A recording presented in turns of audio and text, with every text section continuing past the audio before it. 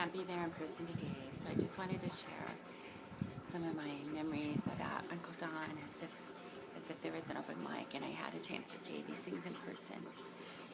Of course, Uncle Don isn't my biological uncle. He isn't my father's brother in that sense, just a heart brother.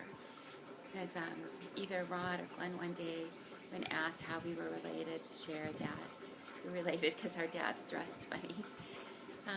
We've just always been related. Uncle Don's been a part of my story even before I was in the picture. As my parents would tell the tale, my father was recruited to go to a new Sunday school class that some school teachers were starting at Lock Haven Christian Church.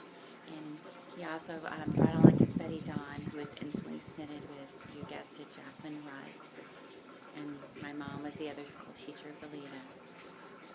Well, Dad used to say he was just daffy over that Jackie and stayed that way forever.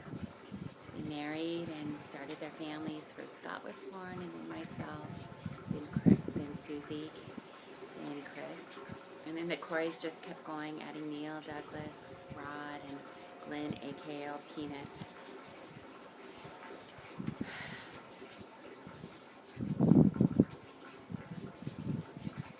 Our fathers continued their hunting trips up until the move to Colorado, when Uncle Don had encounters with living animals and hung up his rifle. Yet at my father's memorial service, he felt the need, even though he didn't really want to speak, to share that my dad was a great hunter. They shared many, many evenings around those campfires on those hunting trips. Growing up until my family moved to Arizona, we spent every holiday together, eating turkey on Thanksgiving, playing with sparklers in the backyard on 4th of July, watching this Rose Bowl parade on TV for New Year's. We hiked in the desert and explored Indian runs, Uncle Don sitting on a cactus, which caused my dad to laugh for the next 30 years. We camped in the mountains, and Uncle Don being the only one who enjoyed being invigorated by the lake swim.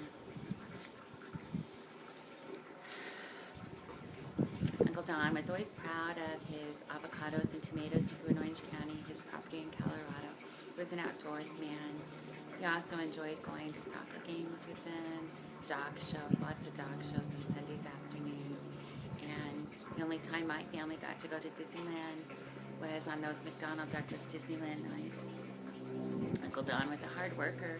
He survived layoffs and cutbacks in the industry.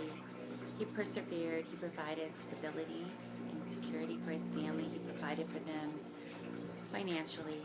He was a faithful, lifelong friend to my father. He always adored his wife, was proud of his children, his grandchildren, and also that little blue Triumph convertible that sat in the garage all those years. He offered it to me, and I would have loved to have bought it. But not being mechanical, I didn't think that was a good idea. But I was honored that he thought I'd want to take care of his cherished automobile. He served in the Korean War, however, my mom said he never talked about that much. I was always proud of him for serving there, though. And always think of him when the veterans are being honored. He might even be called a foodie by some today. I remember staying there for a few months, and one morning I got up on a Saturday. I was going to drive home to see my parents. And he was just couldn't understand why I didn't want to have breakfast, because he had bought some special sausage for breakfast. I was going to miss that. He was generous. He welcomed my mom and my sister and myself after my dad passed to join them on the 50th anniversary cruise. He was always so inclusive. So glad I was able to see him last year at Ellen's wedding. Sorry, even angry that I can't be at the service to say my final goodbye. I did tell him just a few days ago that I loved him. I loved him.